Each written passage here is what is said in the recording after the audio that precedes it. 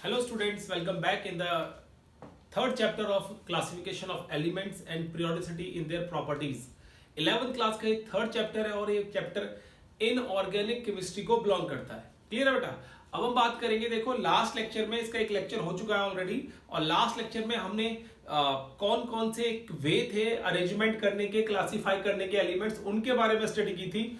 आज हम देखेंगे कि हमारा मॉडर्न पीरियोडिक लॉ क्या कहता है और मॉडर्न पीरियोडिक लॉ का जो बेस था बेटा वो किस तरीके से हम उस बेस तक पहुंचे। मतलब जैसे इससे पहले जितने भी पीरियोडिक लॉ आए थे या पीरियोडिक टेबल आए थे, they all are based on atomic masses.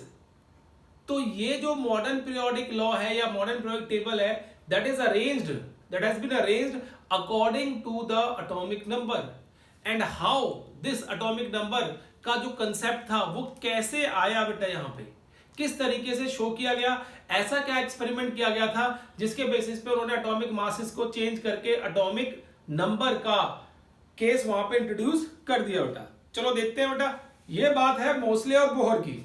Mosle scientist का नाम है जिसने मॉडर्न पीरियोडिक टेबल दिया है। तो आप लिख सकते हो बेटा, टुडेज लेक्चर में वी विल डिस्कस मोसले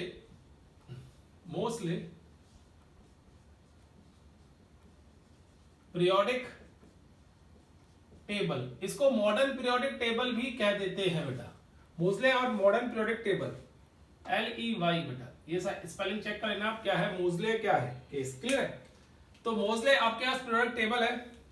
इसने क्या किया देखो बेटा, ध्यान से सुनना।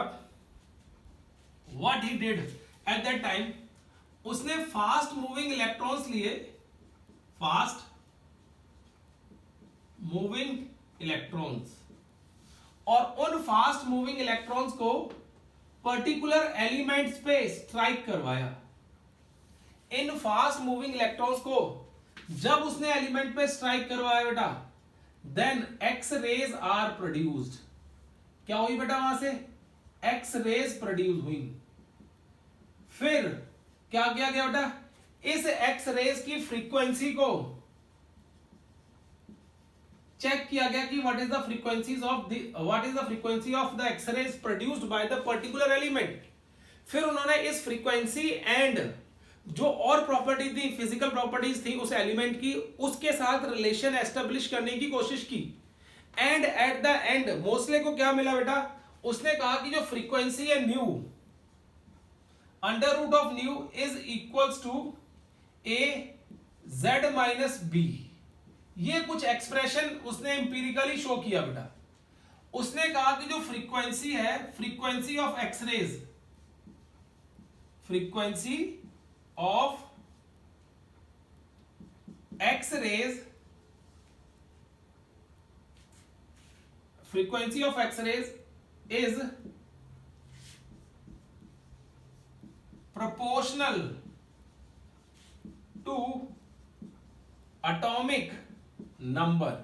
जो फ्रीक्वेंसी है वो एक्सरे की, वो एटॉमिक नंबर के प्रोपोर्शनल आ रही है, ना कि एटॉमिक मास के। तो यहां पे पूरे का पूरा केस चेंज कर दिया गया। जो मॉडर्न पीरियोडिक टेबल है बेटा, या मोसले का जो पीरियोडिक टेबल है, उस टेबल के अंदर काफी सारे चेंजेस तो नहीं आए। सिर्फ चेंज क्या आया कि उसने जो अरेंजमेंट किया एलिमेंट्स का, वो एटॉमिक नंबर के ऊपर बेस्ड था बेटा।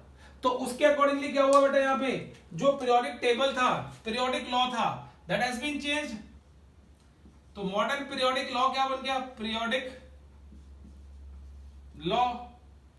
According to this periodic law, physical and chemical properties of the element, physical and chemical properties of an element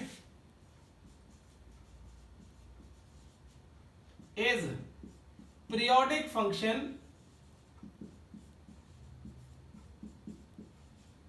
of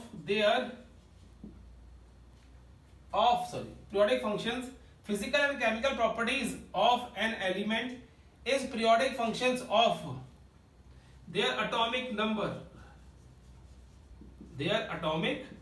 number, ये चेंज आया बेटा वहां पे कि किसी भी एलिमेंट की जो फिजिकल और केमिकल प्रॉपर्टीज होंगी बेटा, they are periodic functions of its atomic number, वो उसके एटॉमिक नंबर की प्रॉपर्टी होंगी। मतलब कहने का मतलब ये है कि अगर आप फिजिकल एंड केमिकल प्रॉपर्टीज को के अकॉर्डिंगली अरेंज कर रहे हो पीरियोडिसिटी के अंदर, तो you have to arrange all the elements according to their atomic number, उनको उनके एटॉमिक नंबर के अकॉर्डिंगली अरेंज करो।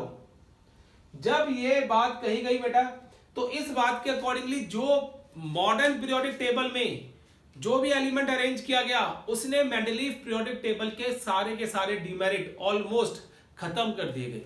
तभी तो बेटा ये चीज एप्लीकेबल हुई। अगर सपोज करो आप कि ये चीज एप्लीकेबल, कोई भी नई चीज कब एप्लीकेबल होती है, जब पुरानी वाली के जो डिमेरिट होते हैं वो ओवरकम हो जाए, खत्म हो जाए।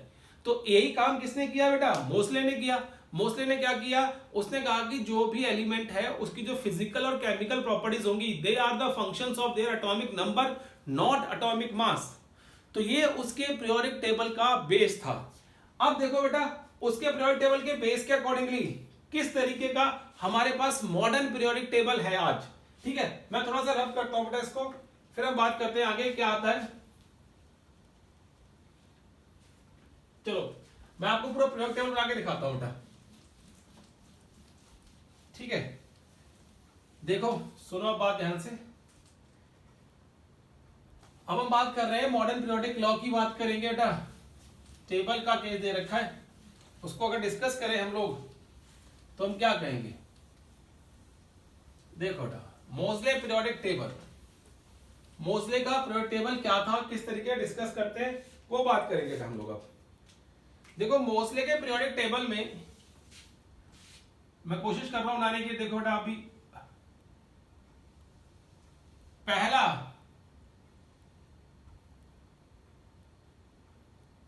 कुछ इस तरीके से वहां पे केस दे रखा है बेटा, सुनो ध्यान से। मोस्ले पीरियोडिक टेबल कुछ इस तरीके से दे रखा है, done. And we have like this.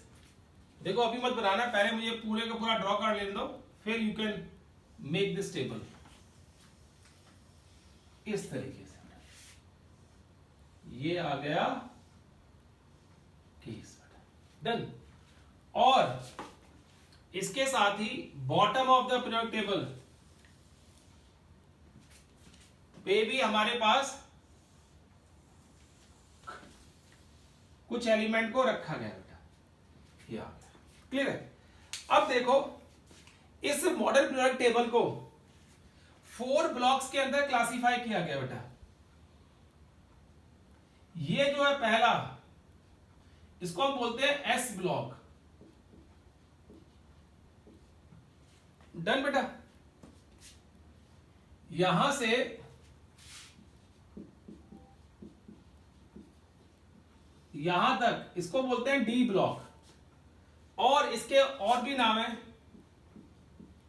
इनको आप ट्रांजिशन एलिमेंट भी कह सकते हो, ट्रांजिशन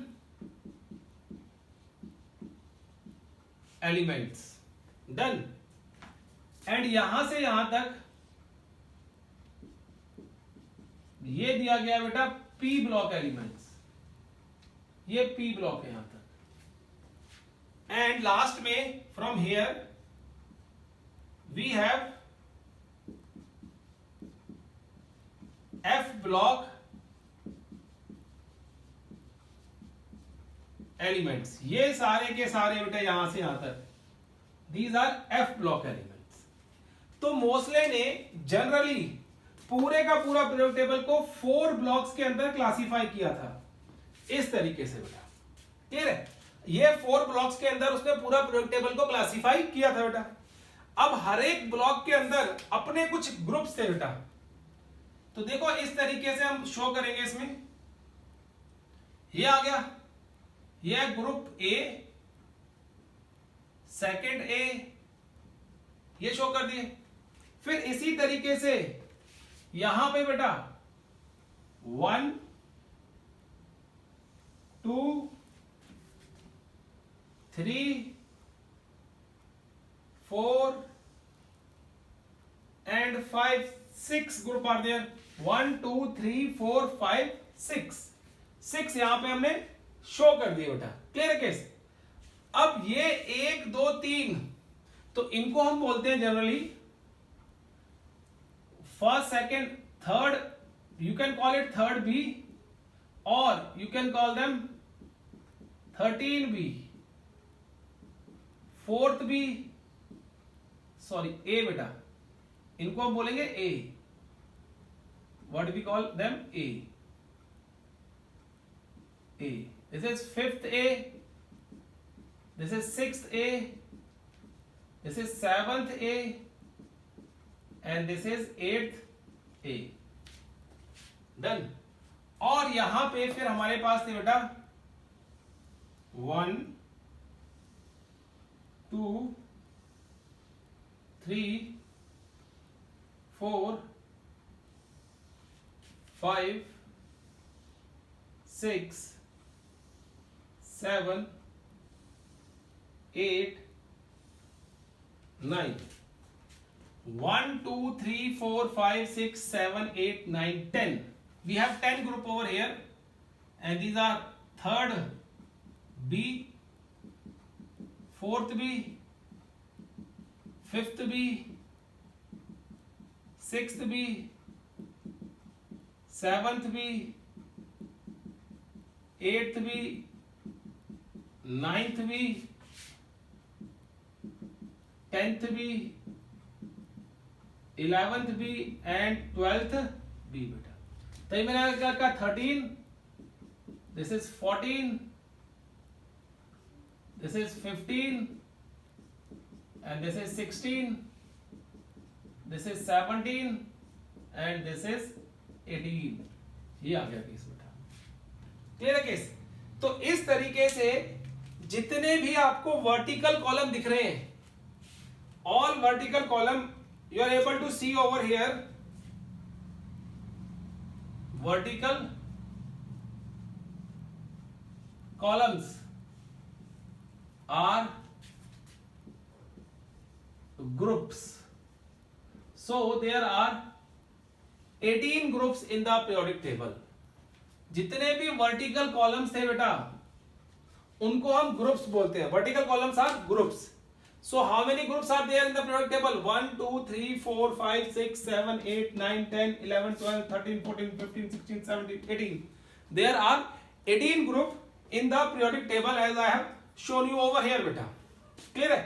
अब 18 ग्रुप के साथ साथ what we have over here, देखो बेटा यहां पे सबसे पहले आता है हमारे पास hydrogen.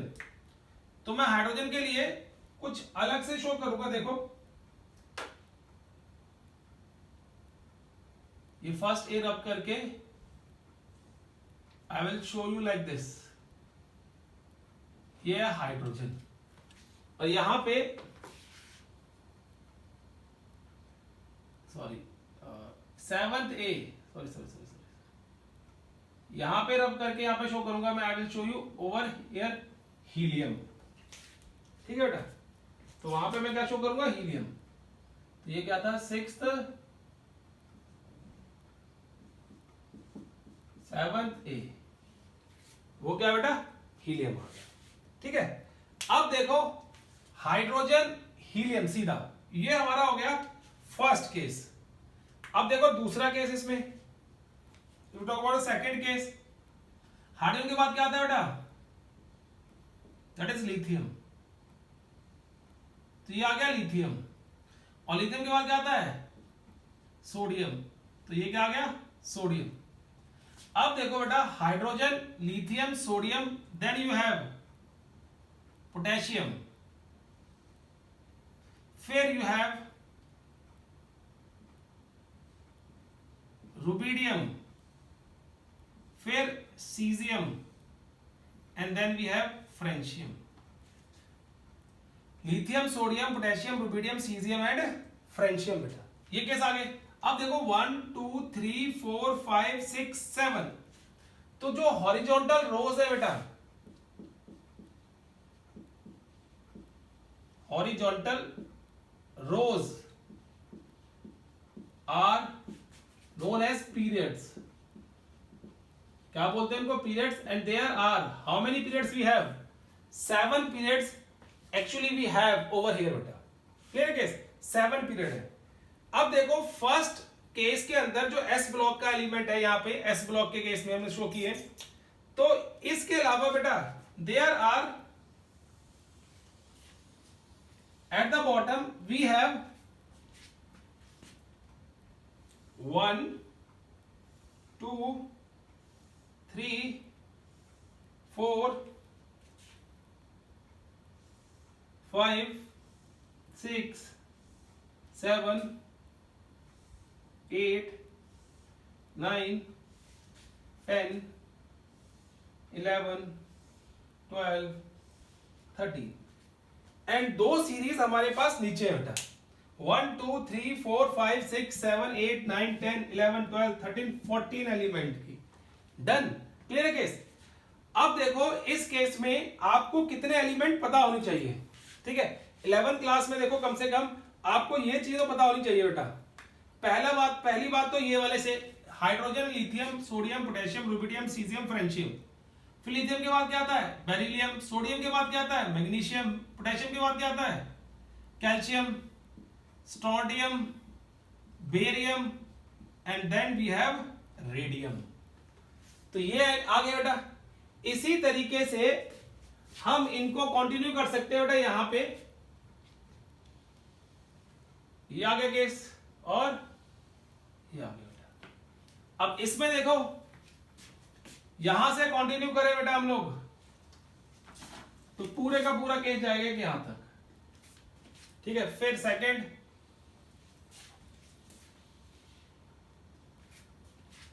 Then third, then fourth. ये केस है बेटा. और भी नीचे इसके आजकल नए एलिमेंट्स आ रहे हैं, उनकी बात हम नहीं कर रहे हैं अभी बेटा. क्लियर है केस. अब देखो, अब हम बात करते हैं यहां पी ब्लॉक के एलिमेंट्स की. हीलियम के साथ साथ, हीलियम के बाद क्या आता है, neon, argon, krypton, xenon, radon. Helium, neon, argon, krypton, xenon, radon.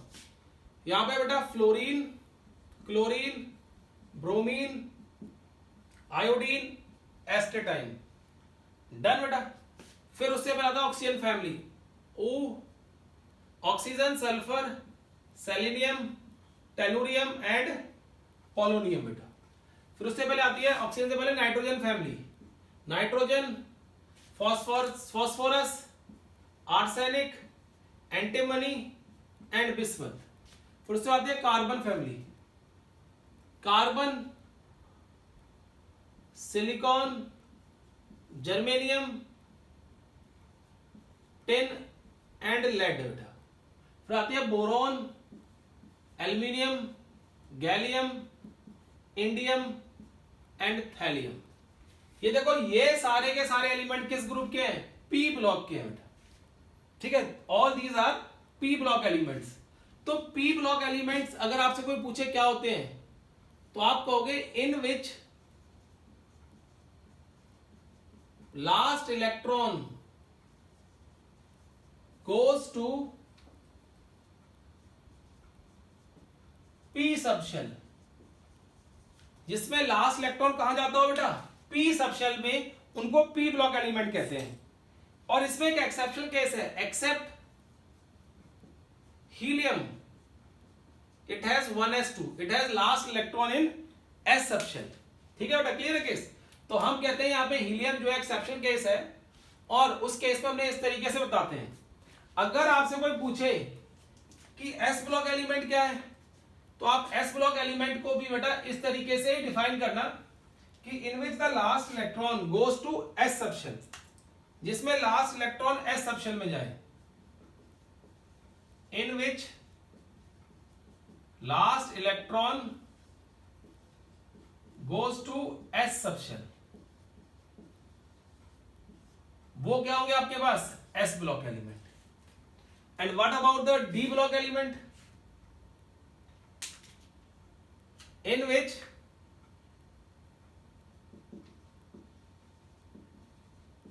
last electron goes to D subshell, उसको डी ब्लॉक एलिमेंट कहते हैं। और एफ ब्लॉक एलिमेंट क्या होते हैं बेटा? In which last electron goes to F subshell. तो ये जो ब्लॉक्स में क्लासिफिकेशन की हुई है बेटा, ये ब्लॉक्स में क्लासिफिकेशन इस बेस पे की है कि लास्ट इलेक्ट्रॉन किस सबशेल के अंदर जा रहा है। जिस पर्टिकुलर सबशेल के अंदर लास्ट इलेक्ट्रॉन जाएगा वो उस पर्टिकुलर ब्लॉक का एलिमेंट बन जाता है। क्लियर है? तो हमने इस तरीके से क्लासिफिकेशन कर दी। अगर लास्ट इलेक्ट्रॉन एस सबशेल में जा रहा है तो एस ब्लॉक का एलिमेंट है, लास्ट इलेक्ट्रॉन पी सबशेल में जा रहा है तो पी ब्लॉक का एलिमेंट है, अगर लास्ट इलेक्ट्रॉन डी में जा रहा है तो डी का, एफ में जा रहा है तो एफ ब्लॉक एलिमेंट है बेटा। क्लियर है केस? तो ये सारे के सारे केस आपको थोड़ा सा आइडिया होना चाहिए कि क्या होते हैं बेटा। अब देखो इनके एटॉमिक नंबर जो आपको इतने बताए हैं ये तो एटलीस्ट आपको पता होनी चाहिए। इसके साथ साथ आपको कुछ आइडिया बेटा, आइडिया क्या? पहली ट्रांजिशन सीरीज भी पता होनी चाहिए। Scandium, titanium, vanadium, chromium, manganese, iron, cobalt, निकल, कॉपर एंड जिंक, ये पता होना चाहिए बेटा। क्लियर है? जिंक के नीचे होता है कैडमियम, और कैडमियम के नीचे होती है बेटा मरकरी, कॉपर के नीचे होता है सिल्वर, और इसके नीचे होता है गोल्ड। क्लियर बेटा? तो कुछ ऐसे इस तरीके से आपको थोड़ा सा आइडिया होना चाहिए। देखो फॉर अ टाइम बीइंग आप इतने एलिमेंट्स याद रख लो, that is more than sufficient for class 11 and 12th class में आते आते मैं आपको सारे के सारे एलिमेंट याद करा दूंगा बेटा। क्लियर है? 12th क्लास में आते आते हम सारे के सारे एलिमेंट को क्या कर लेंगे बेटा? याद कर लेंगे किस तरीके से ये एलिमेंट होते हैं बेटा। क्लियर है? अब देखो इन सारे एलिमेंट्स की कुछ जनरल इलेक्ट्रॉनिक कॉन्फ़िगरेशन भी होती है। मतलब अगर आपसे कोई पूछे कि what is the general electronic configuration of S block element, तो आप क्या कहोगे कि general electronic configuration of S block element की अगर मैं बात करूं बेटा तो वो मेरे पास आती है, यहां पे मैं लिखता हूं छोटी सी, दैट विल बी NS122। ये जनरल इलेक्ट्रॉनिक कॉन्फ़िगरेशन है एस ब्लॉक की। डन बेटा? क्लियर है केस? इसी तरीके से अगर मेरे से कोई पूछे कि जनरल इलेक्ट्रॉनिक कॉन्फ़िगरेशन क्या होगी पी ब्लॉक वालों की, तो बेटा मैं यहां लिख देता हूं, देखो the general electronic configuration of P block element will be NP126 NS2 बेटा। ये जनरल इलेक्ट्रॉनिक कॉन्फ़िगरेशन है। In the same manner D block वालों की जनरल क्या होगी? देखो general electronic configuration that will be N-1 D 1 to 10 NS0 to 2 बेटा, या 1 to 2। ये जनरल इलेक्ट्रॉनिक कॉन्फ़िगरेशन है डी ब्लॉक एलिमेंट की। याद रखना ये जनरल इलेक्ट्रॉनिक कॉन्फ़िगरेशन जो है वो कई बार एक नंबर में पूछी जाती है। डायरेक्टली पूछते हैं what is the general electronic configuration of S block, what is the general electronic configuration of D block, and what is the general electronic configuration of F block element. If we talk about the F block element, then it has N-2 F 1 to 14 N-1 D 0 to 2 0 to 1 NS2 बेटा। ये क्या आपके पास general electronic configuration है। NS2 मतलब 0 to 2 भी लिख सकते हो बेटा आप चाहो तो, क्योंकि यहाँ पे कई बार इलेक्ट्रॉनिक कॉन्फ़िगरेशन क्या होती है बेटा, वो इलेक्ट्रॉन बैलेंस करने में, स्टेबल करने में थ्योरेटिकली हमें उसको बैलेंस करना पड़ता है इस तरीके से। तो देखो बेटा ये मॉडर्न पीरियोडिक टेबल है, और मॉडर्न पीरियोडिक टेबल में आपको ये बात याद रखनी है कि this table has 18 groups. Vertical columns जो होते हैं, इन वर्टिकल कॉलम्स को हम ग्रुप्स कहते हैं बेटा, एंड द हॉरिजॉन्टल रोज जो होती हैं इस तरीके से, उनको हम पीरियड्स कहते हैं। तो there are 7 periods in the modern periodic table and there are 18 groups in the modern periodic table. Clear है बेटा केस? अब देखो अगर हम बात करते हैं इस पूरे पीरियोडिक टेबल की बेटा, if we talk about the whole periodic table, तो हम क्या करेंगे देखो बेटा, अब हम प्रॉपर्टी डिस्कस करते हैं। इसमें एस ब्लॉक की क्या होंगी, पी ब्लॉक की क्या होंगी, डी ब्लॉक की क्या होंगी और एफ ब्लॉक की प्रॉपर्टीज क्या होंगी बेटा। Clear case. तो उससे पहले जब प्रॉपर्टी डिस्कस करनी है बेटा तो मुझे रब करना पड़ेगा, आप नोट करो एक बारी, फिर मैं इसको रब करता हूं बेटा।